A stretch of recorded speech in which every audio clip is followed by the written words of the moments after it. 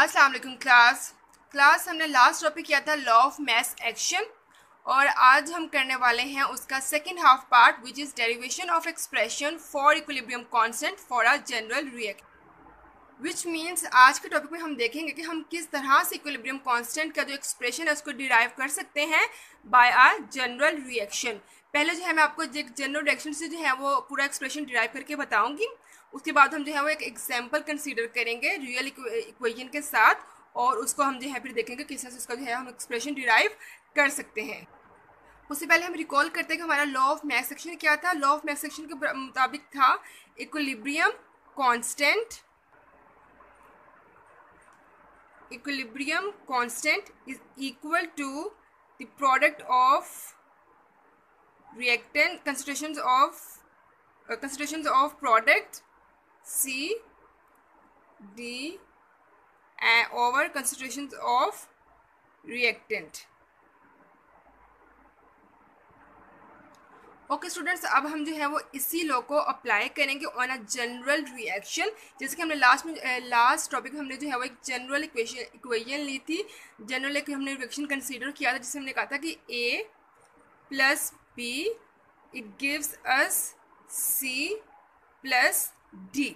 ठीक है, हमने कंसीडर किया था A और B जो है वो रिएक्टेंट है और दोनों आपस में मिलेंगे तो वो प्रोडक्ट बनाएंगे C और D and then again C and D combine होंगे तो वो रिएक्टेंट बनाएंगे वापस A और B। और क्लास आप देख रहे हैं क्या हो रहा है, A और B जब आपस में मिल रहे हैं तो ये जो रिएक्शन हमारा C और D बना रहा है ये रिएक्शन क्या है, हमारा फॉरवर्ड रिएक्शन, राइट। और जब जो है वो C और D आपस में मिल रहे हैं और A और B बना रहे हैं तो ये हमारा है रिवर्स रिएक्शन। ठीक है क्लास, चलिए क्लास हम जो है वो एक छोटा सा रियल इक्वेशन भी हम कंसीडर करते हैं, रियल रिएक्शन भी हम कंसीडर करते हैं जिसमें हम लोग सपोज करते हैं अमोनिया की एग्जाम्पल। और अमोनिया बनाने के लिए हम क्या चाहिए होता है, हमें चाहिए होता है nitrogen plus hydrogen, it gives us ammonia which is NH3। और क्लास जैसे कि आप देख रहे हैं ये हमारी जो इक्वेशन है ये बैलेंस नहीं है, इसको हम बैलेंस करेंगे पहले। तो किस तरह से करेंगे, यहाँ पे हमारे पास नाइट्रोजन जो है वो 2 है तो हम यहाँ पे 2 लगा देंगे इस इक्वेशन को बैलेंस करने के लिए। और अब यहाँ पे हमारे पास हाइड्रोजन है 6 और यहाँ पे हमारे पास हाइड्रोजन है ओनली 2, हम यहाँ पे 3 लगाएंगे तो ये क्या होगा, इक्वेशन हमारी बैलेंस हो गई। ठीक है, तो अब हमने जो है हमने एक जनरल रिएक्शन के लिए अपना लॉ ऑफ मास एक्शन जो है उसको उसके लिए हमने इक्विलिब्रियम कांस्टेंट की जो है वो एक्सप्रेशन डिराइव करना है। लेकिन उससे पहले हमें जो है हमें एक बैलेंस केमिकल इक्वेशन चाहिए। ठीक है, अब आप देख रहे हैं यहाँ पे जो है वो कुछ भी नहीं, इसका मतलब यहाँ पे 1 है, यहाँ पर 3 है और यहाँ पर 2 है। तो अगर आप देखें जनरल रिएक्शन में तो ऐसा कुछ भी नहीं है तो हमें वहाँ पे जो है वो वैल्यूज़ ऐसी पुट करनी है। मींस के यहाँ पे जो कैपिटल ए है वो जाहिर कर रहा है किसी भी कंसंट्रेशन को, जैसे कि लेट्स सपोज को वो जाहिर कर रहा है यहाँ पे N को, जो यहाँ पर B है वो जाहिर कर रहा है H को। तो जो यहाँ पे नंबर ऑफ मोल्स आपको पता नहीं 1 3 है, ये नंबर ऑफ मोल्स है, कितने नंबर ऑफ मोल्स नाइट्रोजन के यूज़ हुए हैं, कितने नंबर ऑफ मोल्स हाइड्रोजन के यूज़ हुए हैं टू मेक अमोनिया। ठीक है, तो अब यहाँ पे नंबर ऑफ मोल्स को जाहिर करने के लिए हम यहाँ लगाएंगे small a small b small c and small d। यहाँ पर जो है वो small a small b small c और स्मॉल d जो है वो जाहिर करते हैं कि कितने नंबर ऑफ मोल्स यूज हुए हैं। यानी कि स्मॉल a जाहिर कर रहा है कि small a is the number of moles of concentration A, small b is the number of moles of concentration B, right. Okay students, अब जो है इसकी तरह हम डेफिनेशन देख लेते हैं इस लॉ की। The rate of a chemical reaction is directly proportional to the product of molar concentrations of its reactant raised to the power equal to the number of moles। और क्लास हमने जो law of mass action था हमारा उसमें सिर्फ इतना था हमारा कि the rate of a chemical reaction is directly proportional to the product of molar concentration of its reactant। ठीक है, लेकिन अब यहाँ पे हमारे पास जो अजाफा हुआ है वो हमारा इस चीज़ का अजाफा हुआ है कि जो उसके नंबर ऑफ मोल्स हैं उसको हम कहाँ यूज़ करेंगे, उसे हम कहाँ लगाएंगे, तो नंबर ऑफ मोल्स हैं उसको हम लोग एज अ पावर यूज़ करेंगे। ठीक है, तो चले फिर सबसे पहले हम जो है वो फॉरवर्ड रिएक्शन देखते हैं। फॉरवर्ड रिएक्शन में हमारे पास रिएक्टेंट्स क्या क्या थे, रिएक्टेंट्स हमारे पास थे concentration A and concentration B। ठीक है, और नंबर ऑफ मोल्स क्या आते हैं, small a and small b respectively. ठीक है, Okay, the rate of forward reaction according to law of mass action is rate of forward reaction. हम यहाँ पे लिखेंगे rate of forward reaction is directly proportional to concentration A raised to the power of its number of moles. यहाँ पे हम A लिख देंगे, ठीक है. Concentration B raised to the power equal to its number of moles, ठीक है. अब यहाँ पर जो है हम लोग फॉरवर्ड रिएक्शन, अब हम यहाँ पे बच्चों हम लोग प्रोपोर्शनैलिटी का साइन हटाएंगे और इक्वल का साइन आएगा और उसकी जगह हम प्रोपोर्शनैलिटी कांस्टेंट लिख देंगे, ठीक है. तो which is k f A concentration B and its number of moles. जी स्टूडेंट, यहाँ पे के एफ हमारा क्या है? K f is the proportionality constant for या rate constant for the forward reaction. Rate constant for the forward reaction. Okay, forward reaction. चले इसी तरह से हम जो है वो अपना रिवर्स रिएक्शन भी करते हैं. रिवर्स रिएक्शन में क्या है? रिवर्स रिएक्शन में हमारे पास प्रोडक्ट्स बच्चों क्या आए थे? Concentration C and concentration D, और इसके नंबर ऑफ मोल्स क्या आते हैं? Small c and small d. अब इसी तरह से हम लोग देखेंगे यहाँ पे हमारा जो rate of forward reaction, rate of forward reaction according to law of mass action is इसको कैसे लिखेंगे? रेट ऑफ रिवर्स का हमारा जो है वो स्मॉल r लिखेंगे हम यहाँ पर. Proportionality is proportional to concentration C raised to the power of its number of moles C, which is C, and concentration D, इसकी हमारे पास क्या है? नंबर ऑफ मोल्स कितने थे? D, ठीक है. तो rate of forward reaction, sorry reverse reaction is equals to proportionality constant हमारे पास क्या है? के आर सी एंड D, और यहाँ पर के आर हमारा क्या है? Is rate constant for the reverse reaction.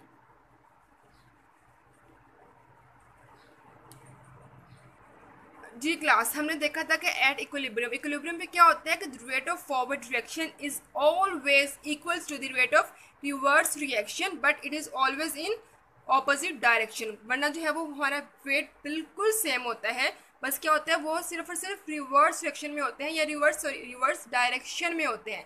तो जिसकी वजह से हमें अक्सर लगता है कि जो रिएक्शन है वो रुक चुका है, लेकिन एक्चुअली रिएक्शन रुका नहीं होता, बल्कि वो दोनों एक दूसरे के बिल्कुल बराबर होते हैं, बस उनकी जो डायरेक्शन है वो चेंज होती है. तो यहाँ पे हम लोग क्या कंसीडर कर रहे हैं? कंसीडर नहीं कर रहे हैं, ऐसे ही है. Rate of forward reaction is equal to rate of reverse reaction. अगर अब जो है हम आर एफ और आर आर की जो है वो वैल्यूज पुट करते हैं तो वो क्या थी हमारे पास? K f concentration A B equals to k r concentration C concentration D, ठीक है. अब अगर हम जो है इक्वेशन को अपनी रीअरेंज करते हैं तो क्या होगा हमारे पास? के एफ, ये हम के आर इसके नीचे ले आएंगे, K R and concentration C concentration D over concentration A raised to the power number of moles over B concentration B. जी स्टूडेंट्स, हमने देखा था पहले भी कि हमारा जो है वो रेट ऑफ फॉरवर्ड रिएक्शन और रेट ऑफ रिवर्स रिएक्शन जो है वो इक्वल रहता है. के एफ ओवर के आर इज इक्वल्स टू के सी which is equilibrium constant.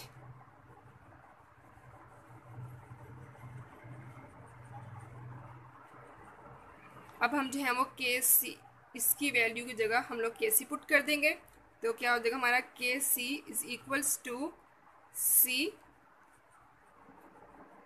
T over A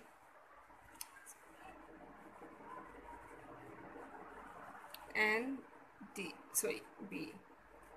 okay class,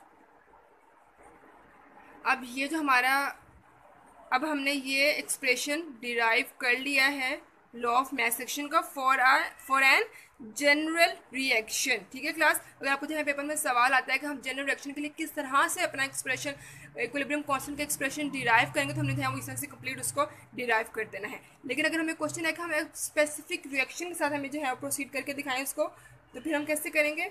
यहाँ हम कंसीडर करते हैं, लेट्स सपोज एक रिएक्शन है हमारे पास N2 plus O2 forward reaction 2NO and reverse reaction. ठीक है, और क्लास इसलिए हम जो है वो एक्सप्रेशन डिराइव करना, तो ये बहुत आसान सा है। The rate of forward reaction, okay, the rate of forward reaction which is RF equals to KF।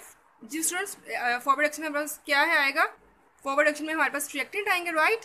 तो KF कंसंट्रेशन ऑफ N, यहाँ पे 2 हम इसके साथ ही यहाँ लिखेंगे, ठीक है, NO, और 2 भी इसके साथ यहाँ पे। And the rate of reverse reaction is RR equals to KR। Reverse reaction में हमारे पास क्या आया था, सिर्फ NO, कंसंट्रेशन NO।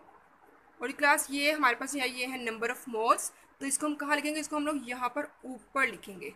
ठीक है, अब इसको हम जो है वो प्रॉपर लिख लेते हैं, equilibrium constant equals to NO raised to the power of its number of moles over N2 and O2।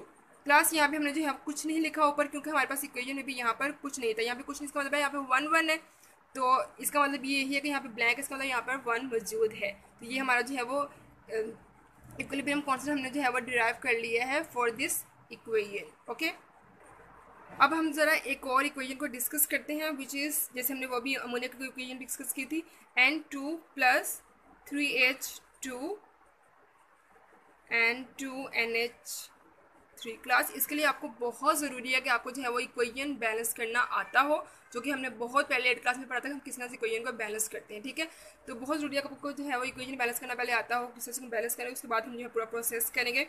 इसमें भी हम ऐसे ही करेंगे, the rate of forward reaction, the rate of forward reaction which is RF equals to KF and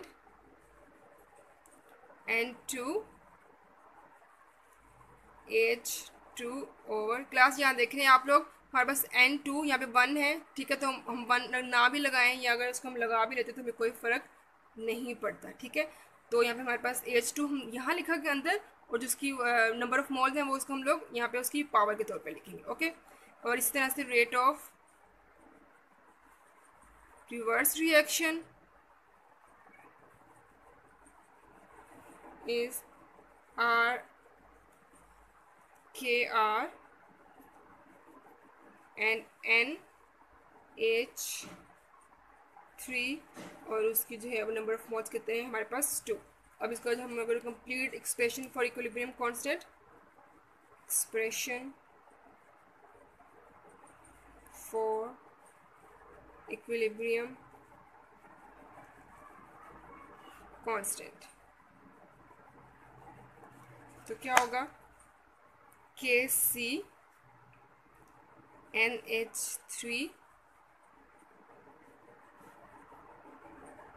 N2H2 and it's power. ठीक है class, ये जो है हमारा बहुत सिंपल सा, मैंने बता दिया किस तरह से हम लोग इसको जनरल रिएक्शन के लिए जो है इसकी इक्वेशन डिराइव करेंगे, और किस तरह से हम जो है हमें एक स्पेसिफिक रिएक्शन अगर हमें प्रोवाइड किया जाए उसके लिए हम किस तरह से जो है वो एक केमिकल इक्विलिब्रियम कांस्टेंट की इक्वेशन या एक्सप्रेशन डिराइव करते हैं। ठीक है, आपको समझ आ गया, मुझे उम्मीद है आपको अच्छे से समझ आ गया होगा, इतना मुश्किल नहीं है। अगर आपको ये जो है एक दफ़ा दोबारा देखें वीडियो को पूरा, आपको सारा बहुत आसानी से समझ आ जाएगा। बहुत आसान है और बहुत इंपॉर्टेंट है ये पेपर के लिहाज से।